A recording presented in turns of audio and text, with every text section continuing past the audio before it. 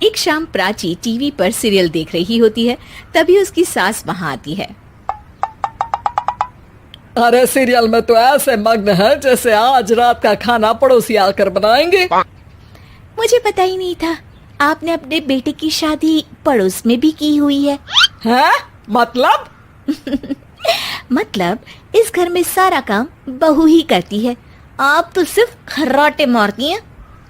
अच्छा जी, फिलहाल तो तुम आराम फरमा रही हो, चलो जाओ, ये मेरे टीवी देखने का समय है। आहा, इसीलिए मुझे भगाया जा रहा है। सॉरी, अब तो बिल्कुल नहीं जाऊंगी। प्राची की इस बात पर दोनों सास बहू के बीच टीवी रिमोट के पीछे बच्चों जैसे छीना झपटी शुरू हो जाती है, जिसके बीच श्लोक भी काम से घर वापस आ जाता है। आज मेरी चूहे बिल्ली की जोड़ी किस बात पर झगड़ रही है? अरे तेरे बीवी मुझे टीवी ही नहीं देखने दे रही। अरे तुम्हारी मम्मी मुझे खाना बनाने के लिए फोर्स कर रही है। अरे वाह, ऐसे बेतुके रीजन पर तो बच्चे भी झगड़ा नहीं करते। अरे मुझे कुछ मत बोल, सब इसने ही शुरू किया है।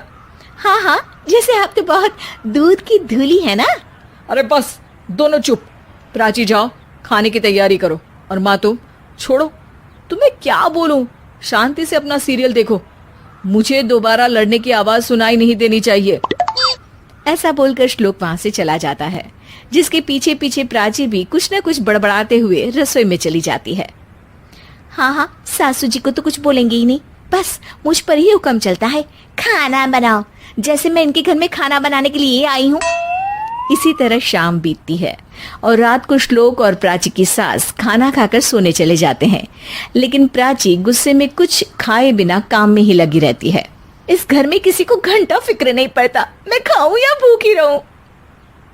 प्राची कुछ देर के लिए रसोई से बाहर जाती है और जैसे ही वापस आती है तो वहां दूध का भरा ग्लास देखकर हैरान रह जाती है। फिक्र पूरी है, बस दिखाना नहीं है। प्राची दूध पीकर सोने चली जाती है और अगली सुबह एक बार फिर सास बहू का कार्टून नेटवर्क स्टार्ट हो जाता है। ये तुमने ही किया है। अरे अजीब जबरदस्ती है, मैं बोल रही हूँ मैंने कुछ नहीं किया। दोनों ने मिलकर पूरे घर को पागल खाना बनाया हुआ है। यहाँ कोई नॉर्मल इंसान तो रह ही नहीं सकता, इसीलिए अब पड़ोसी क्या रिश्तेदार भी घर आने से कतराते हैं। और सुन बेटे, तू भी चंगा, तेरी माँ भी चंगी, तेरी बीवी भी चंगी, रिश्तेदार।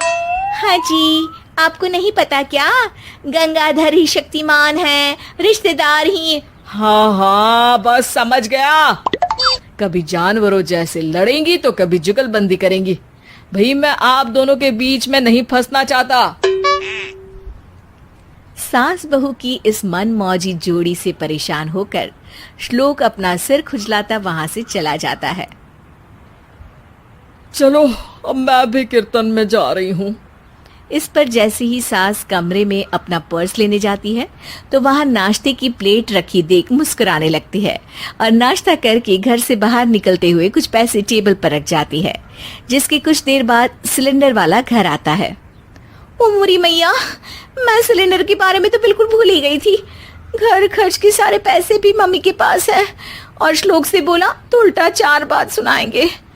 प्राची ये सोच ही रही होती है कि अचानक उसका चेहरा चमक उठता है और वो घर में आकर इधर उधर देखने लगती है। तभी उसकी नजर टेबल पर रखे पैसों पर पड़ती है, जिन्हें वो सिलेंडर वाले को दे देती है। ये सब श्लोक देख लेता है। अच्छा बेटे, इतना बड़ा घोटाला, सबके सामने मैं तेरी दुश्मन और पीठ पीछे तेरी मेरी यारी।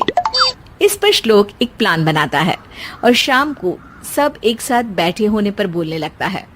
माँ, तुम दोनों की बहुत लड़ाई होती है, इसलिए मैं सोच रहा हूँ कि प्राची को उसके घर छोड़ाऊं, इससे वो भी खुश रहेगी और तुम भी।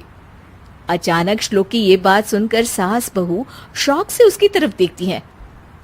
अरे ऐसे कैसे घर छोड़ाओगे, मुझे कहीं नहीं जाना। अरे तुमने बोला नहीं पर मैंने सुन लिया, तुम्हें मम्मी के साथ रहना अच्छा नहीं लगता, मुझे पता है।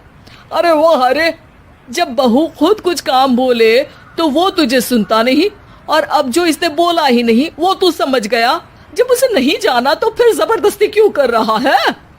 अच्छा, फिर आपको मौसी के घर छोड़ाता हूँ, बस अब आप दोनों एक घर में एक छत के नीचे नहीं रह सकती। मैं इस टॉम एंड जेरी की जोड़ी को और नहीं झेल सकता। है? ऐसे कैसे नहीं रह सकते?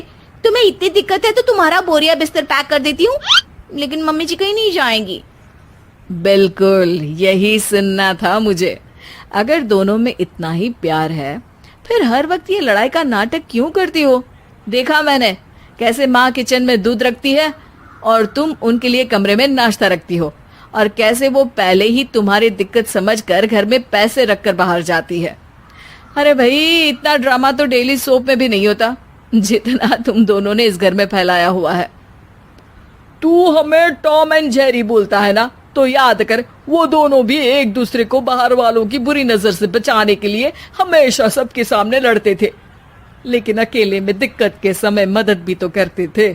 बस हमारा रिश्ता भी कुछ ऐसा ही है। और वैसे भी अगर सास बहू में तू मैं नहीं होती तो दुनिया वालों को कहानियां कैसे मिलेंगी? उम्मीद है कि आपको हमारी ये कहानी पसंद आई होगी। कृपया हमारे चैनल को सब्सक्राइब करें और सभी अपडेट्स के लिए बेल आइकन जरूर क्लिक करें। और हाँ, वीडियो लाइक और शेयर करना मत भूलिएगा। Bye bye.